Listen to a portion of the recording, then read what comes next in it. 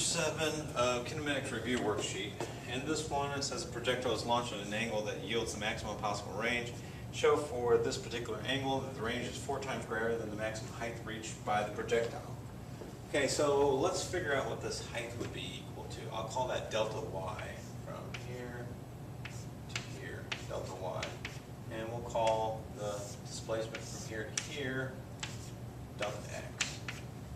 So delta y, I could figure that out by the fact that the final velocity up there must be 0, and I don't need to know anything about time. I can use Vf in the y direction squared is equal to Vi in the y direction squared plus 2 times the acceleration, which is g, times delta y. The final velocity in the y direction would be 0. So we're going to have this being equal to the initial velocity in the y direction squared divided by 2g will be equal to my delta y. Now I left off the negative because I'm just going to make sure that when I plug in for g here, I'm not going to plug in negative 10. Okay, so if I would move this over, it would have been negative. That's already negative, so it gives me positive. So that's my delta y. Let's also figure out how long it takes to go up that distance.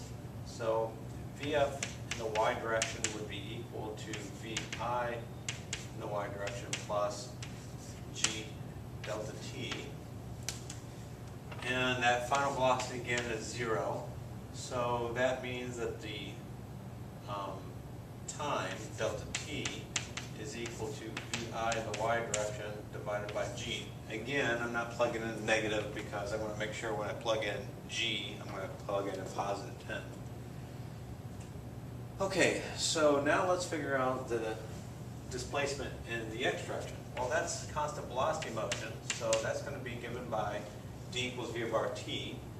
So that's Vi in the x direction times t. Well, t is going to be twice as much because it has to go up and down, so twice that. So 2 VIY divided by g.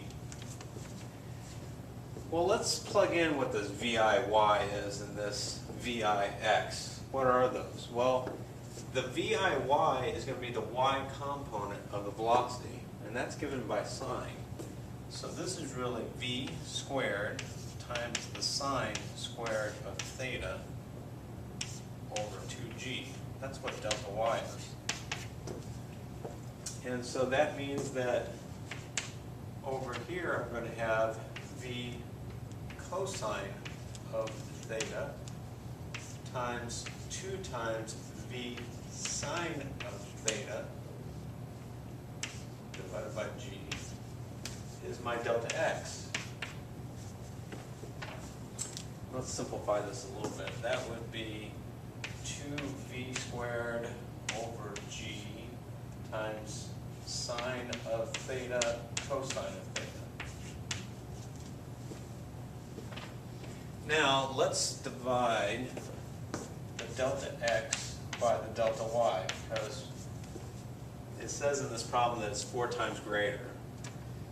So if we take this quantity here, 2v squared over g sine theta cosine theta divided by this, the v squareds are going to cancel, and the g's will end up canceling. But this 2, since it's in the denominator, is going to come up in the numerator, and so we're going to get 4 times that quantity there divided by sine squared. One of the sines cancels, but I still have the cosine, so it's going to be cosine of theta divided by sine of theta. So always, this is true, always. No matter what projectile, if it's shot from level ground onto level ground, that the ratio of the horizontal displacement to the vertical displacement will be 4 times cosine theta over sine theta. Or I think that's what, cotangent? But it says in this problem, we want the angle that gives maximum possible range. And we know from last year that that angle is 45 degrees.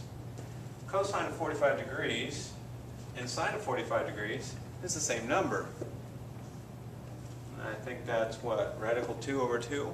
So radical 2 over 2 divided by radical 2 over 2 is 1. 1 times 4 is 4. So the answer is 4. It's 4 times bigger.